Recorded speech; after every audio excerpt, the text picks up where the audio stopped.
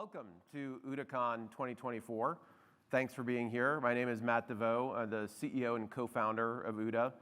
And what I wanted to do this morning, as I typically do for these events, is just kind of kick it off to set the framework for what we're thinking about and kind of what's on our mind as we drive the agenda for today's event, and tell you a little bit about the OODA network itself. First, if you weren't at our opening reception last night, we are greatly indebted to Karasoft and Craig and the team there. It is very difficult in today's environment to throw a conference that is not a pay-to-play event, that is content-first focused, where you're inviting speakers and setting an agenda.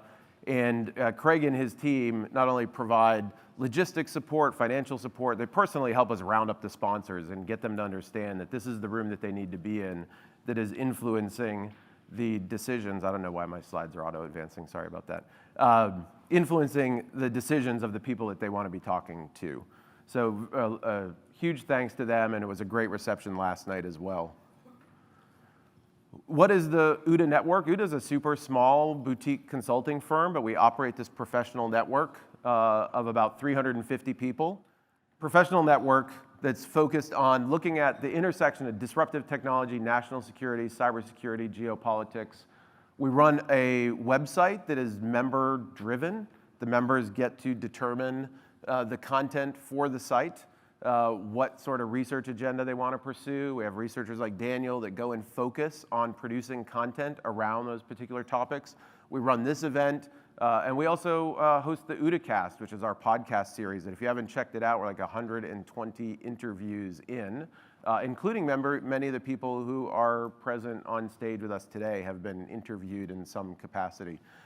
Here's just a highlight of recent interviews that we've done on a whole series, as you can tell, of interesting and kind of complex topics, from information warfare to saving cyberspace to the space economy. So we really enjoy the conversations that we have with the folks on the OODAcast. And then just recently relaunched the website. So if you're familiar with the old OODA Loop site, I would invite you to check it out. It's more content-driven and easier to navigate and super focused on the network elements of the community, enabling you to find events and things of that sort that you can participate in as part of the OODA network. So our theme for today is called Convergence. Last year, if you remember, our focus was on disruptive technologies and exponential technologies. And I feel like so much has happened over the past year, we could have done another event on that. And those will certainly play a role in what we talk about today.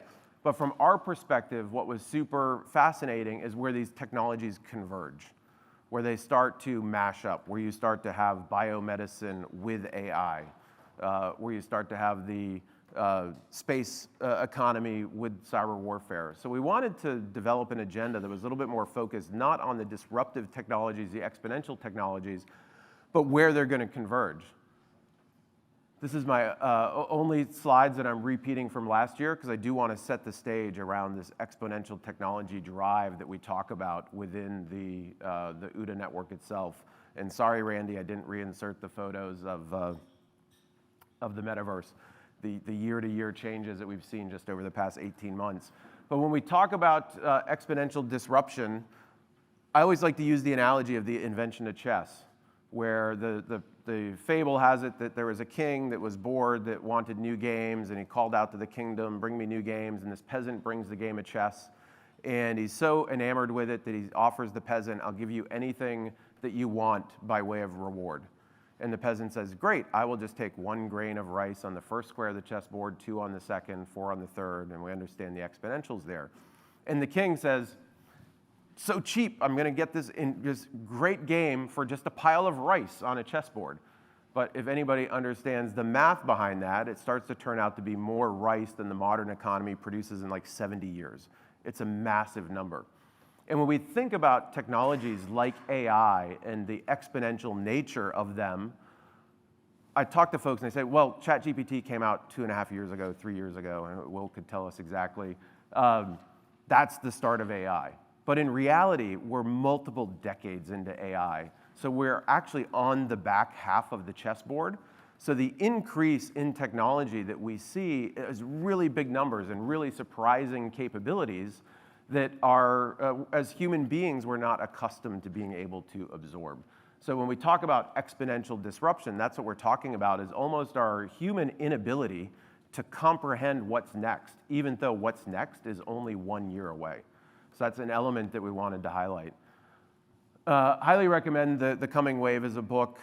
It talks about this movement from technology being an assistance to us to kind of taking center stage. You see here, it starts acting, it starts sequencing, it starts writing, it starts leading. We had an interesting element of that in the OODA Almanac as well, where we called it the code era, right? Code that writes code, code that breaks code. You start to have code that operates in an autonomous manner that we think is hugely impactful and something that we all should be tracking. But that's enough from last year's exponential technology talk. I want to transition to this year, which is around convergence. And I do feel a little bit like Ted Lasso with the practice episode. Anybody ever remember that? If you're a Ted Lasso fan, when he talks about practice, we're talking about practice, we're talking about practice. We're talking about convergence today, right? That is the issue that is kind of top of mind for us, because we now have these exponential technologies that we have an inability to comprehend as human beings how fast they're growing, and we're mashing them together. So what does that look like? This is just drawn from the OODA Almanac over the past 4 years of some of the key words that are showing up in there. We have cybersecurity and quantum and AI and systems innovation. You start to have this mashup of all of these different concepts and technologies and platforms that start to come together. But we also recognize that there's this balance that we're always, even in our own OODA community, kind of arguing around. Should AI be controlled? Should it not be controlled? Does that disrupt innovation? We want the advantages of using biomedicine to solve for disease, but we don't want people to create bioweapons, right? So we're trying to think through these elements of how do we establish this balance of deriving the good from these technologies while preventing the bad. And we're doing it in an environment where, if you read the OODA Almanac, we refer to as binary fractures, where we are moving to extremes, right? Not just in politics, but in how we think about systems and how we think about technology. And that puts us in this binary proposition of a 1 or a 0. It's either on or it's off, right? Where the truth is kind of somewhere in the middle. So when we talk about convergence, we're not just talking about the convergence of the technologies. We also want to talk about the convergence of the policies by which we manage and regulate and secure and ensure the safety of these technologies in that ecosystem as well. And also recognizing that there are clear trend lines. We spent a bit of time at the first in-person OODAcon, because we did the virtual one in 2020, about self-sovereignty and the role that technologies like blockchain would play in that.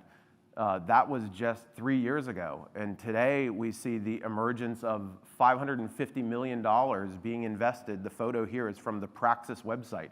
If you're not familiar with Praxis, it is a network state. If you're not familiar with the concept of a network state, it is an entity that is seeking to become sovereign, that is outside the current nation-state infrastructure, aligned with technology policy. They exist kind of in the virtual domain right now, and you see that articulated through, the Zanzibar Autonomous Zone. You see it in Dubai a little bit. I am a digital citizen of Palau. Everybody know where Palau is? I actually have a citizenship card of Palau that is issued to me that I can use to KYC myself into foreign companies that don't do business with the United States. Right, so you're seeing this disruption of what we called, when I sat on the floor with the early cypherpunks, I don't know if Bob Stratton is here yet, used to talk about this regulatory arbitrage, where we will just seek to go into jurisdictions that aren't regulated in the same manner that we are. The Palau digital citizenship is a perfect exemplar of that, where there are some crypto exchanges, for example, or blockchain ecosystems that I cannot participate in as a US citizen, but as a digital citizen of Palau, I can. Now there's $550 million invested to build an actual physical city in a jurisdiction. And you always say, like, well, how do you establish sovereignty? They don't have an army, they don't have weapons. They'll have AI, they'll have the blockchain. If we talk about the convergence of these technologies, they might have bioweapons, they have access to drones, right? Like, we need to think in these modern contexts. And also this recognition that at the OODA network is always burning in our mind and always comes up. And we referred to it in the OODA Almanac as the conflict protocol is always running. There is always some sort of geopolitical conflict. There's something that is impacting the global stage and international relations and the deployment of technology. And even as we think about cyber war, this is a Matt Devost quote from like a decade ago that someone memified, right, where we talked about, okay, well, you can get into a cyber war, but you have to shoot your way out of it, right? This nexus between that. But what we didn't envision, that kind of the future of technology war in the current environment is going to be more about drones and pagers than bits and bytes, right? So that recognizing that real world conflict drives what we're talking about. The other aspect that I wanted to acknowledge is just this sense that we get in the network that the decisions that you make now are more impactful.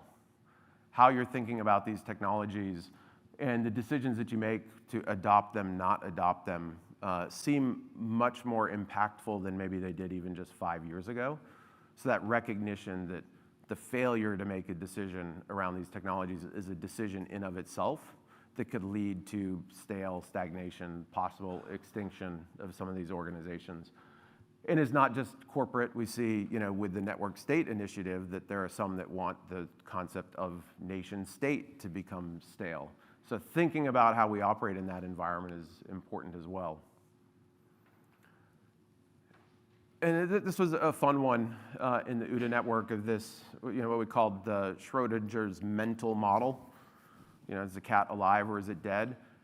We also, as decision makers, as entities running companies, need to maintain multiple models in our head all the time because the pathways on some of these technologies are not clear. And that can be challenging in of itself, right? In maintaining peace and prosperity, conflict, right? You pick your scenario, we are having to operate with multiple decision trees at the same time. And developing strategies and plans around those different pathways because there are some that we might be able to influence, but there are others that we will not be able to influence. So we have to maintain the mental model for Skynet at the same time that we do that. Innovation wants to be free, right? Like I'm an old school hacker, the information wants to be free. We got this innovation wants to be free. So these multiple mental models looks a lot like the balance sheet that we had, right? But then if we go a little bit further back in the archive, and for folks that don't know me by trade, I started my career as a red teamer. You'll see that reflected a little bit today in some of the conversations that we have. And about a decade ago, I did the lessons learned from 20 years of red teaming. And one of those lessons learned was that there's asymmetry everywhere.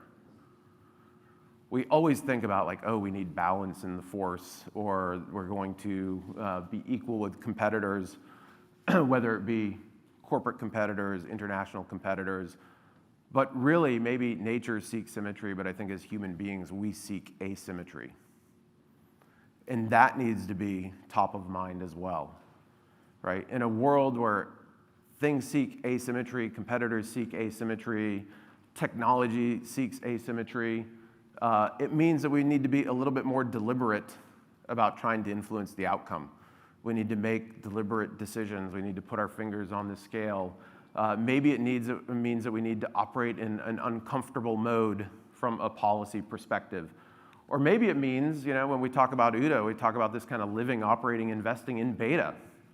I'm an early adopter, so I'm perfectly comfortable with, the new technologies and adoption of technologies. But we're finding more and more that you almost have to kind of operate and live in beta around some of these technologies in your organizations. Not saying that you have to adopt them fully, but they have to be kind of in the sandbox. You have to understand the impact they're having on your organization. You can't just sit back and wait for the dust to settle, because when the dust settles, it might be one of those drastic decision points where you've missed the off-ramp that allows for continued prosperity. What's that mean from an OODA perspective? Well, we've been rapid adopters of early technology as well. We have an OODA AI agent that's trained on all the content from our website that's super interesting to interact with. We use as part of our workflow tools like Vectara, ChatGPT, Claude, MidJourney, You might notice that we don't pay for stock images on the website anymore. They're almost all MidJourney generated. It saves money. It allows us to fine tune it. We are editing, and using some of these tools. Notebook LM, if you're in the OODA Slack, I was obsessed with the podcast capability. I uploaded a 30-year-old paper, more than 30, 33-year-old paper I wrote on virtual reality and kind of simulation hypothesis. And not only did it dissect it and have a 15-minute conversation about my paper, it talked about the modern world as well. Like it brought it into current context. So tools like that are super fascinating. I did that with the Pillar Security red teaming paper on generative AI, where I was like, oh, here's a great 10-minute summary. I can listen to this on the way to work. These tools are super interesting. When we talk about crypto, we don't publicly acknowledge it much, but I'll do it here for this group. MicroStrategy went to a Bitcoin balance sheet element. We did that at OODA in 2018, and we're up 430%, 64% annualized return. A lot better having made that investment from a cash reserve perspective than leaving it in the bank. And that doesn't even account for the run-up that's happened today, which is 8–10%. I don't know, I haven't tracked it closely. And then, of course, we're obsessed with tracking these technologies on the OODA Loop site. So I would implore you to, if you're not familiar with it, get comfortable with it.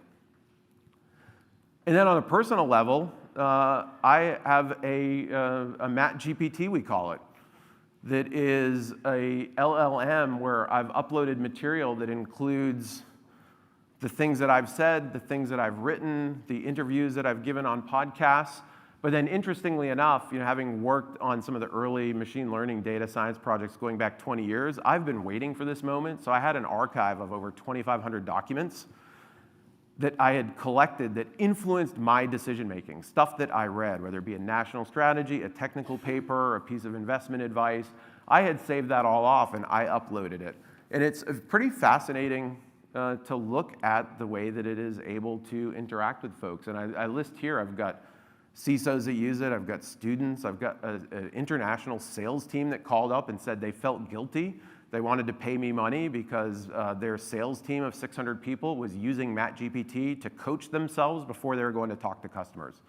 So pretend that you're this and that. It has better memory than I do. I use it all the time as well. I was on a call and I was trying to remember a book that I cited in my 1995 thesis on information warfare, and I couldn't remember the name of the book. And so I go on Google and I can't find it, and I'm like, Amazon will have it. I go on Amazon, I can't find it. I go to Matt GPT and I said, what book did you cite in your thesis about accidents in critical infrastructure? Oh, you're talking about Charles Perrault, normal accidents, and here's why you cited it, and here's what the book says, and gave the summary, right? So it has that great memory.